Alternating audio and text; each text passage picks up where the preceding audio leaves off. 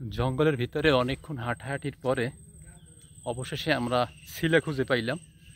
এই যে শিলা, এখন শিলার ভিতর থেকে হাঁটতেছি। এর আগে এলোমেলোভাবে হাঁটা শুরু করছিলাম, মানে এক প্রকারের পথ হারাই যাওয়ার একটা অবস্থা হয়েছিল। যাই হোক, সবশেষে শিলা খুঁজে পাইলাম। আমরা এখন শিলা ধরে হাঁটতেছি সুন্দরবনের একদম গভীর থেকে। এই অঞ্চলটা হচ্ছে ঘেওয়া বনের অঞ্চল, এই জায়গায় ঘেওয়া গাছ বেশি। আমি আপনাদেরকে ব্যাক ক্যামেরায় দেখাইতেছি। সামনে যাইতেছে মানুষজন, আমি একটু তাদেরকে ধরার চেষ্টা করতেছি। এখন এই শিলা ধরে হাঁটলে আমাদের আর সমস্যা হইবে না, আমাদের গন্তব্যে আমরা বুঝতে পারবো।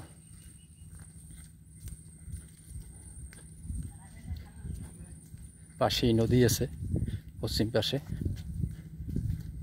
এই যে নদী পাওয়া গেল, অর্থাৎ নদী পাওয়া মানে রাস্তা খুঁজে পাওয়া অতি সহজ। সামনে নদী, তার মানে এখন আর সমস্যা নাই। এখন আমরা সোজা পথ দিয়ে হাঁটতে পারবো।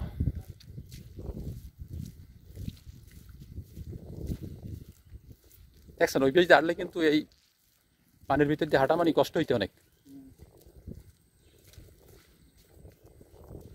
সামনে নদী।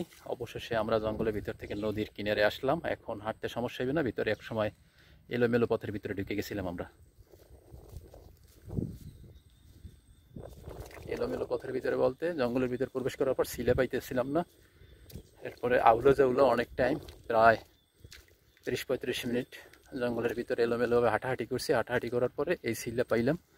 অবশেষে শিলা পাওয়ার কারণে নদীর পাশ খুঁজে পাইলাম। এখন চলতে আর সমস্যা হইবে না, এখন সামনের দিকে যাওয়া যাবে।